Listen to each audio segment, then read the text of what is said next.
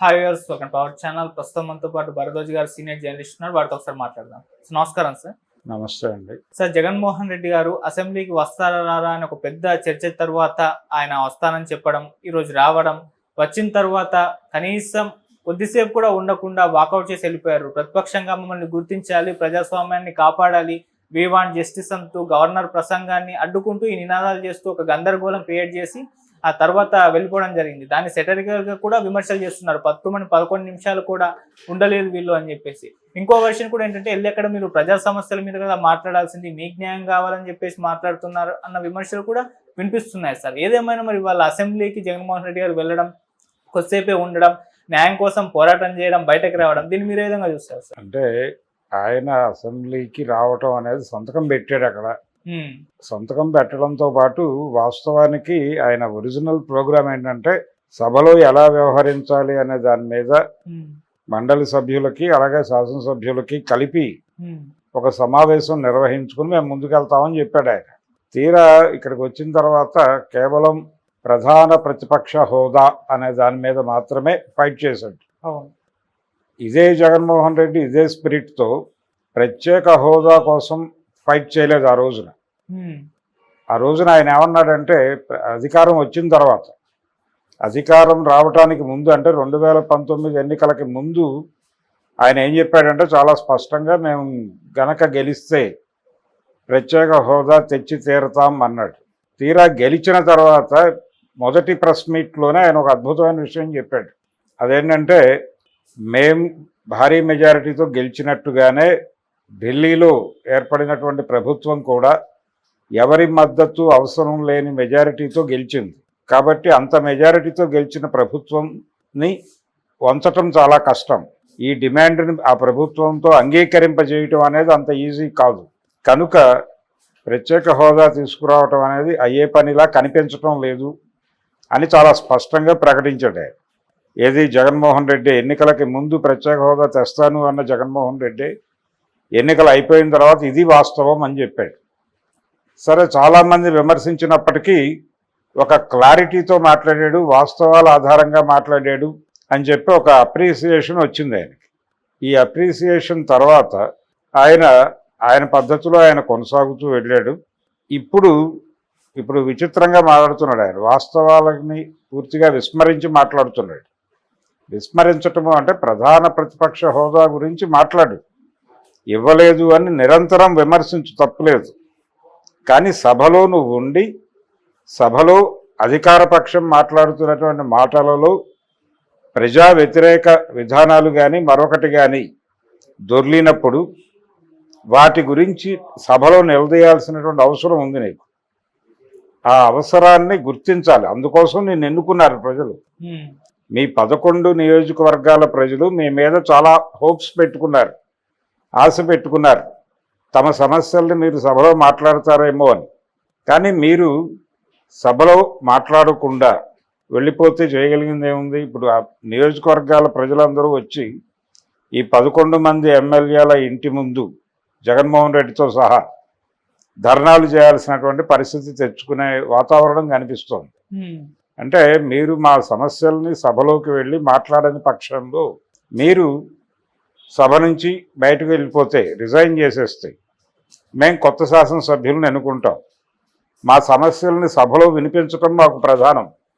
మాకు ఒక ఎమ్మెల్యే ఉన్నాడు అని చెప్పుకోవడం కాదు.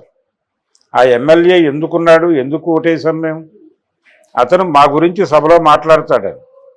అతను సభకి వెళ్ళటం ఇష్టం లేదు అతనికి అనుకున్నప్పుడు మేమెందుకు భరించాలి అతన్ని? అందుకని రాజీనామా చేయండి. ఇక్కడ రీకాల్ చేసే అవకాశం లేదు. అందుకని మీరు రాజీనామా చేయండి అని వాళ్ళు వచ్చి వీళ్ళు ఎలా ముందు ధర్నాలు చేస్తే తప్ప వీళ్ళు వినే పరిస్థితి కనిపించడం లేదు. ఇప్పటికైనా ఆయన కొంత ప్రజానుకూల పద్ధతుల్లో వెళ్ళాలి.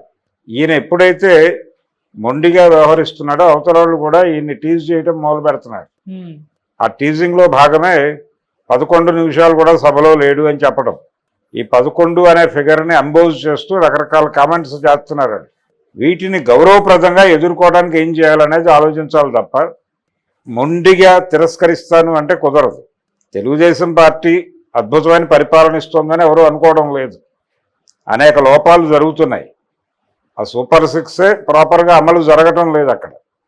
అలాగే వాళ్ళు చెప్పినటువంటి అనేక విషయాల్లో వాళ్ళు ఏమాత్రము శ్రద్ధ పెట్టలేదు.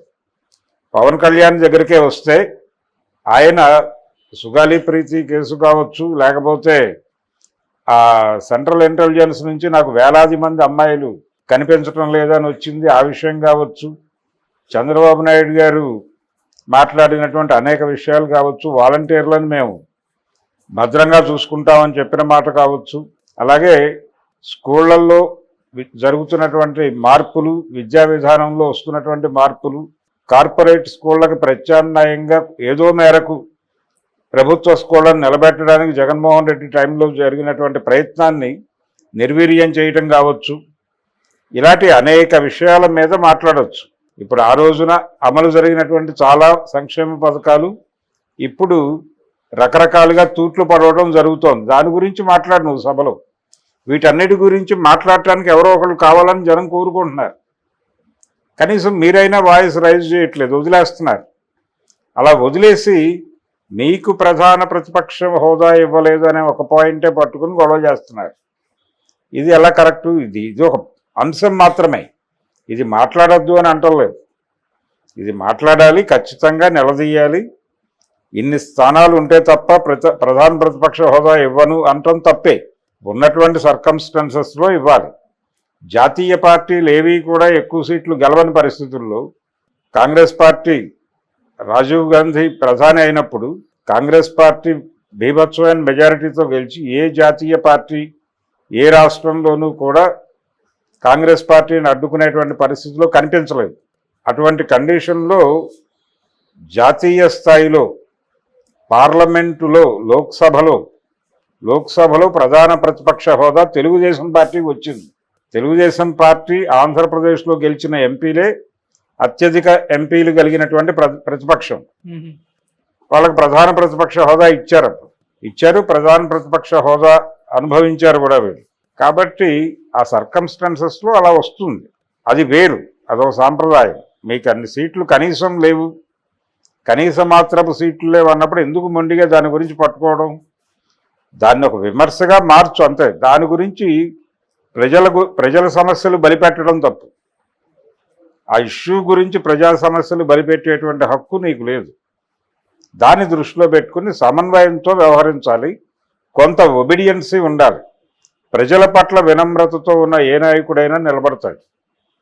ప్రజల పట్ల వినమ్రత లేని ఏ నాయకుడినైనా ప్రజలు పట్టించుకునే అవకాశం ఉండదు. అందుకని ఇప్పటికీ జరుగుతోంది అదే. ఇప్పటికీ జగన్మోహన్ రెడ్డి మార్పు కనబడలేదు. అంటే ఆయన అసెంబ్లీకి వస్తాను అనగానే చాలామంది ఏదో మార్పు కనిపిస్తోంది అనుకున్నారు. కానీ ఈరోజు ఆయన వ్యవహరించినటువంటి తీరు అలా అనిపించడం లేదు. అందుకని పద్ధతి మార్చుకోవాలి. ఆయన పద్ధతి మార్చుకుని, ఫోకస్ మార్చుకుని తను ఎలా వ్యవహరించాలి అంటే ఒక ప్రొడక్టివ్ అపోజిషన్ రోల్ ప్లే చేయాలి ఆయన. అది ప్లే చేయటానికి కేవలం దాడి మాత్రమే కాదు, దాడి వర్కౌట్ అవ్వదు అన్ని సందర్భాల్లో. వచ్చే ఎన్నికల్లో గెలవడానికి, ప్రజల మనసులు గెలుచుకోవడానికి అనుసరించాల్సిన ఒక పద్ధతి అయినటువంటి వ్యూహాన్ని ఆయన పట్టించుకోవడం లేదు. అది పట్టించుకోకపోతే నష్టమే జరుగుతుంది. ఆ మళ్ళీ నష్టం జరిగే దిశలోనే ఆయన ప్రయాణం నడుస్తోంది. అందులో భాగమే ఈ అసెంబ్లీకి రాకపోవడం. అసెంబ్లీకి వచ్చి నువ్వు విమర్శించు, ప్రభుత్వ విధానాలను విమర్శించు, బయట జరుగుతున్న విషయాలు చెప్పు. నీకు టైం ఇవ్వకపోతే గొడవ చేయి, నాకు టైం ఇవ్వమని ఆందోళన చేయి, పోడియం దగ్గరికి వెళ్ళి గొడవ చేయి, స్పీకర్ని గొడవ చేయి. ఇన్ని పోరాట రూపాలు ఉన్నాయి కదా, అన్ని పోరాట రూపాల్లో అసెంబ్లీలో నిలదీయటం అనేది కూడా ఒక పోరాట రూపంగా తీసుకుని ఉద్యమం చేయి. ఉద్యమ పార్టీగా ఎమర్జం. అంతే తప్ప క్షేత్రాన్ని వదిలేసి యుద్ధం చేస్తానంటే ఎలాగ కరెక్టు? అది పరిస్థితి. అందుకని జగన్మోహన్ రెడ్డి గారు కొంచెం పద్ధతి మార్చుకోవాలి. Okay sir, thank you so much. Thank you.